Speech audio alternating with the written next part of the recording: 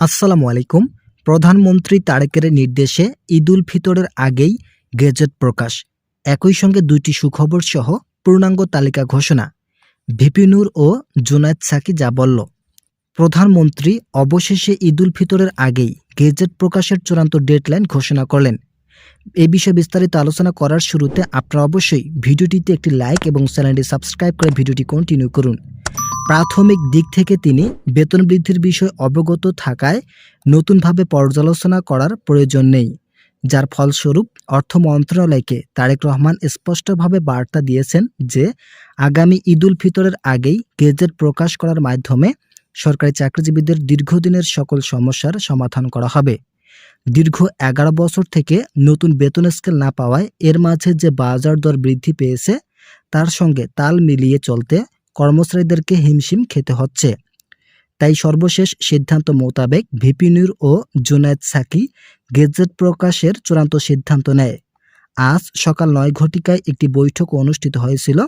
এই বৈঠকে সভাপতিত্ব করেন প্রধানমন্ত্রী তারেক রহমান। এছাড়াও অনেকে উপস্থিত থাকায় কার্যক্রমগুলো আরও সহজতর হয়েছে। সংশ্লিষ্ট কর্তৃপক্ষের একাধিক সূত্র নিশ্চিত করেছেন, বাংলাদেশের সর্বসাকুল্যে ২২ লক্ষ সরকারি চাকরিজীবীদের শুধুমাত্র বেতন বৃদ্ধি করাই হবে না, এখানে তাদের বিভিন্ন ভাতা সংযোজন করা হবে এবং যে সকল ভাতাগুলো এখন পর্যন্ত বিদ্যমান রয়েছে সেগুলোকে সংশোধনের আয়ত্তে আনা হবে। বিশেষ করে সিলেকশন গ্রেড ও টাইম স্কেল বন্ধ হয়ে যাওয়ায় সরকারি চাকরিজীবীদের মধ্যে বিভিন্ন ধরনের প্রতিক্রিয়া সৃষ্টি হয়েছে, যার ফলস্বরূপ শেষ পর্যন্ত এই দুইটি ভাতা পুনরায় চালু করা সহ শতভাগ পেনশন সুবিধা বৃদ্ধির বিষয়ে আলোচনা হয়েছে। কিন্তু ঊর্ধ্বতন কর্মকর্তারা বলেন, শতভাগ পেনশন সুবিধা কার্যকর না করে ৮০ থেকে ৮৫% পর্যন্ত কার্যকর করা সমুচিত হবে। আপনারা অবশ্যই চ্যানেলটি সাবস্ক্রাইব করে আমাদের সঙ্গেই থাকুন। পে কমিশনের চেয়ারম্যান জাকির আহমেদ খান বলেন, আমরা আমাদের রিপোর্ট অনুযায়ী পর্যালোচনা কমিটির সঙ্গে বৈঠক করেছি। তারা আমাদেরকে আশ্বস্ত করেছেন নতুন আঙ্গিকায় বেতন প্রদান করা হবে। বিশেষ করে পে কমিশনের রিপোর্ট জমা দেওয়ার পর তৎকালীন প্রধান উপদেষ্টা ডক্টর ইউনূস যে পর্যালোচনা কমিটি গঠন করেছেন তারা বিভিন্ন বিষয়ে ইতিবাচক ধারণা দেন।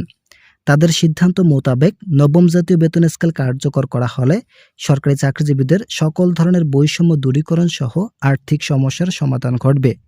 বিশেষ করে যারা নিম্ন গ্রেডের কর্মচারী আছেন তাদের অর্থনৈতিক শক্তি ফিরিয়ে আনতে হলে অবশ্যই নবম জাতীয় বেতন স্কেল কার্যকর ভূমিকা অপরিসীম। তাই ভিপি নূর স্পষ্ট ভাষায় বলেছেন, আমরা সংসদ সদস্য হওয়ার আগ মুহূর্ত পর্যন্ত সরকারি চাকরিজীবীদের দাবি আদায়ের প্রতি অনড় ছিলাম। যেহেতু এখন বড় দায়িত্ব আমাদের কাঁধে পড়েছে, তাই আমরা পূর্ণাঙ্গ নবম পে স্কেল কার্যকর করব। একই সঙ্গে জুনায়েদ সাকি বলেন, একটি দেশ সংস্কার করতে গেলে অবশ্যই যারা প্রথম শ্রেণীর নাগরিক আছেন, বিশেষ করে সরকারি চাকরিজীবী, তাদের আর্থিক অবস্থা বৃদ্ধি করতে হবে। তারা দেশের সম্পর্কে এবং তাদের কার্যক্রমগুলো সাধারণ জনগণের গুরুত্বপূর্ণ সহায়ক ভূমিকা পালন করে। তাই তাদের আর্থিক গতিশীলতা ফিরিয়ে দেওয়া না হলে অর্থনৈতিক সমস্যা থেকেই যাবে। অর্থমন্ত্রী বলেন, আমাদের দেশ সংস্কারের আগেই সরকারি চাকরিজীবীদের ৬ সদস্যের পরিবারের আর্থিক সক্ষমতা বৃদ্ধি করব। এরপর দেশ সংস্কার করব এবং দেশের যাবতীয় কার্যক্রমগুলো যথাযথভাবে বাস্তবায়ন করা হবে। আপনারা এখন পর্যন্ত যারা আমাদের এই চ্যানেলের নতুন সদস্য আছেন তারা পরবর্তী আপডেট পেতে চ্যানেলটি সাবস্ক্রাইব করুন। প্রধানমন্ত্রী তারেক রহমান বলেন, দীর্ঘ ১৭ বছর আওয়ামী শাসনামল সরকারি চাকরিজীবীদেরকে শোষণ করেছেন।